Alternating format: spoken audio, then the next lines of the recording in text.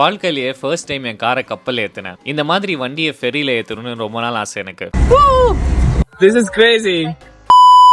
Kochi to Coimbatore போகும்போது மேப்ல ஏதோ ஃபெரி ரூட் இருந்துச்சு. இதுக்கு டிக்கெட் எடுக்கணும்னு தெரியாம கார் லைன்ல நின்றுட்டேன். அப்புறம் ஒரு சகோதரன் தான் டிக்கெட் வாங்கி கொடுத்தாரு. என்ன மனுஷன், எத்தனை வண்டிங்க நிக்குதுன்னு பாருங்க. So many people, man. So many scooters. Ferry லைட்டா ஆடிட்டு இருந்துச்சு. நல்ல ஃபீல் ஆச்சு தண்ணியில இருக்கோன்னு. ஜன்னல் ஓபன் பண்ணிட்டு ஜாலியா காத்து வாங்கிட்டு வெளியே நிறைய ships, fishing nets, amazing view, ஒரு புதுவிதமான எக்ஸ்பீரியன்ஸ். Wow, that's nice. இது இந்தியாவா அப்படின்னு இருந்துச்சு.